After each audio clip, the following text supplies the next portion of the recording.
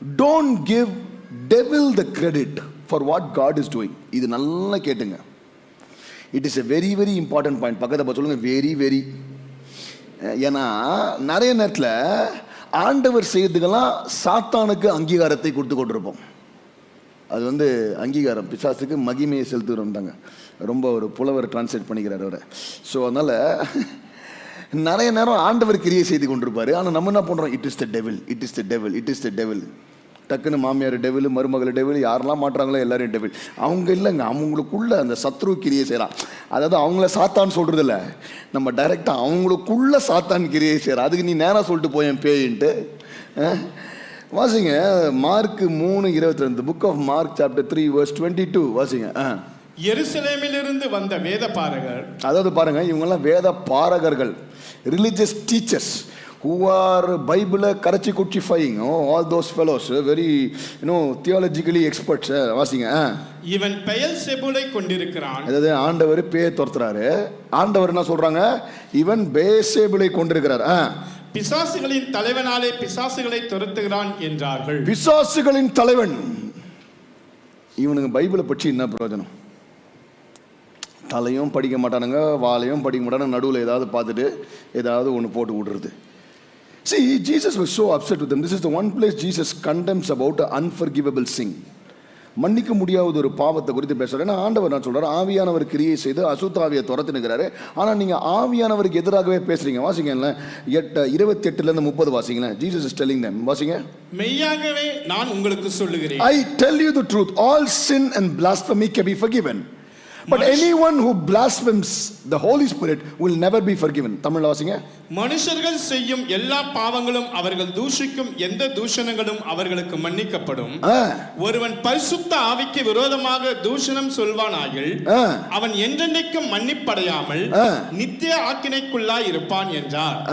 அசுத்த ஆவியை கொண்டிருக்கிறான் என்று அவர்கள் சொன்னபடினாலே அவர், அதாவதுங்க அசுத்த ஆவியை அவர் கொண்டிருக்கிறானே, he is filled with the evil spirit னு Holy Spirit பார்த்து சொன்னதால தான். See, God does not have a problem with a struggling heart. God has a problem with a stubborn heart. புரியுதா?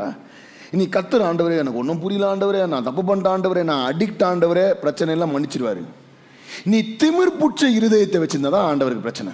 புரியுதா? நிறைய பேருக்கு இதுதான் பிரச்சனை. God is saying, hey, you have a problem, you are addicted, you are not able to come, you are falling, you are a failure, you are sinning again and again. I don't have a problem. உனக்கு மன்னிப்பு குத்துனேங்கிற, நான் மன்னிக்கிறேன். ஆனால் நீ திமிர் எடுத்து போய், புரியுதா, இது ஆண்டவரா, இது கத்தரா, எனக்கு இது அப்படிலாம் தெரியல, இது பசுத்த ஆவியானவர், இது அசுத்த ஆவி, நம்ம ஈஸியாக ஜட்மெண்ட் பாஸ் பண்ணிட்டு போகிறோம் பாரு. கத்த சொல்கிற, அதுக்கு தான் ஒரு டென்ஷன் ஆகுது. This is something I cannot forgive. The problem is the Pharisees are not able to see the work of the Holy Spirit. They are blinded by religion. மதத்தினால கண் மூடப்பட்டிருக்குதுங்க. அவங்க படிச்ச பைபிள் எல்லாமே பார்த்தீங்கன்னா கத்தர் கிரியை செய்கிறார், கண்ணெதிர்க்க ஆவியானவர் கிரியை செய்கிறார். அப்போ கூட ஆவியானவரை போய் நீ அசுத்த ஆவின்றானுங்க. அதுவும் இல்லை, அசுத்த ஆவி நீ தலைவன் வர சொல்றானுங்க. We don't know. God was so upset. God is saying, boss, you don't even, நீ பைபிளை வாசித்து என்ன பிரயோஜனம்? பக்கத்தில் பார்த்து கேட்டுறாதீங்க, நீ பைபிளை பற்றி என்ன பிரயோஜனம்? ஏன்னா இன்னைக்கு நிறைய பேர் குடும்பமா we are in the church for a long time, நாங்கள் இப்படிப்பட்ட குடும்பத்திலேருந்து வரோம், அப்படிப்பட்ட நீ எங்க இருந்தாவது வா, என்ன பிரயோஜனம்? If you are not able to understand the work of the Lord, that is the problem with these guys. The Pharisees became so committed to tradition that they missed the spirit. இன்னைக்கு tradition சொல்லிட்டு we miss the Holy Spirit because we hold on to tradition. We try to put the Holy Spirit in a box. ஏன்னா நம்ம ஒன்றும் இல்லைங்க, நான் ஏன் ஜோம் பண்ணது கூட கேள்விப்படாத அற்புதங்களை கூட ஆண்டவர் செய்யணும்னா, ஏன்னா நமக்கு தெரிஞ்சிடலன்னா ஒரு 50 அற்புதம் பைபிளில் வாசிச்சிருப்போம், அதை வச்சே ஜோம் பண்ணுறது. ஆண்டவரே செங்கலை படம் தான் மாதிரி பல, ஏண்டாடே எதுக்குற அதையே எனக்கு வேற மாதிரி செய்யுங்க ஆண்டவரை, நம்மளால ஒத்துக்க மாட்டாங்க. இப்போ ஒன்றும் இல்லை, வேதத்தில் சொல்லப்படாத ஒரு அற்புதத்தை கத்த செஞ்சார்னா நம்ம ஏற்றுக்கிறதுக்கு அது சரியில்லை. The Bible clearly says there are so many things which are not recorded in the Bible. So why are you restricting the Holy Spirit? ஏன் ஆண்டவரை தடை செய்றீங்க? அவர் எப்படி வேணா கிரியை செய்யலாம். இவங்க பிரச்சனையே, they were restricting the Holy Spirit and they were talking against the Holy Spirit. இன்னைக்கு நான் என்ன சொல்றேன், உனக்கு புரியலன்னா வாயை மூடுன்னு. தயவுசெய்து கமெண்ட் அடிக்காது. அதுவும் பரிசுத்த ஆவியான ஒரு கிரியை கமெண்ட். சிலர்லாம் வந்து பார்த்தீங்கன்னா you are so easy to கமெண்ட்னா you know people's life outside the church. Sometimes comment to the church. பார்த்தியா இதுக்குள்ளே பரிசுத்த ஆவின்னு நினைக்கிற, வெளில என்ன ஆட்டம் போடுது, இன்ஸ்டாகிராமில் என்ன போஸ்டிங் போடுது, இப்போ அப்படியே ஆவியில் நிரம்பி ஆடுது. பார்த்தியா, நீ உனக்கு தெரியாது, வேணா மாட்டிக்காத.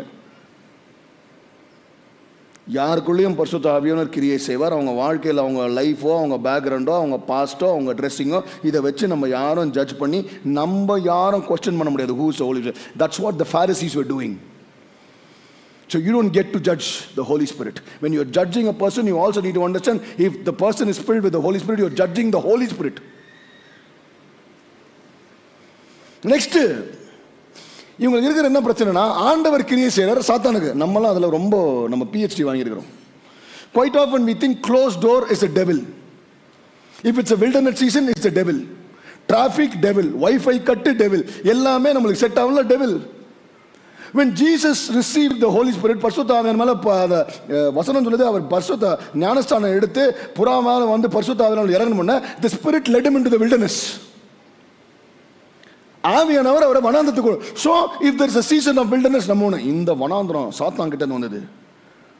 Quite often we give devil the credit for closed doors, for people being removed in our life, for any delay, because it's a divine appointment from God. When God is working in your life, because we don't accept it, we give the credit to the devil. எதுக்குத்தாலும் சாத்தான் சாத்தான் சாத்தான் சாத்தான் சாத்தான்.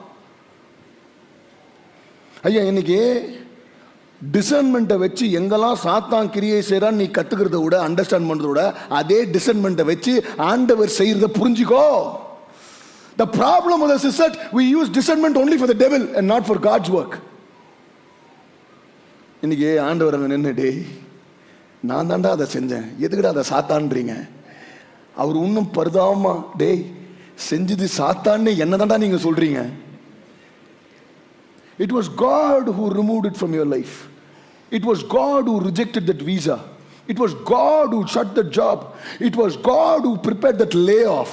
It was God who shut this door for you. It was God who removed this person from your life who was hurting. It was always God. But the problem is we give credit to the devil. இவங்க பிரச்சனையே தான். ஆண்டவர் பேய் ஓட்டினா இவன் பீல்செபூபுக்கு credit கொடுத்துனுக்குறான். This morning, dear children of God, some disappointments in your life for divine protection. So God is working in your life. ஒரு surgeon வந்து surgery பண்ணுறாருன்னா வலிக்கும் தான், புரியுதா? அவர் அறுத்தாருன்னா வலிக்கும். உடனே வலிக்குதுன்னு ஒன்று அவர் டெவில்னு சொல்லிடுவோமா? That's a problem with us. He is performing a surgery so that we can be healed and cured of all that we are going through. அதனால் வலிக்குதுனால டெவில் கிடையாதுங்க, வலிச்சாலும் ஆண்டவர் தான். Hallelujah. ஸோ அதனால் தயவு செய்து stop giving credit to the devil for what God is doing in your life. கர்த்தர் செய்வதற்கு சாத்தானுக்கு கிரெடிட்டை கொடுத்துறாதீங்க. பக்கத்தை பார்த்து சொல்லு, இது சாத்தான் இல்லை, இது உன் நல்லதுக்கு ஆண்டவர் தான் செஞ்சார். என்ன ஒன்றும் நம்மளுக்கு பிடிக்கல.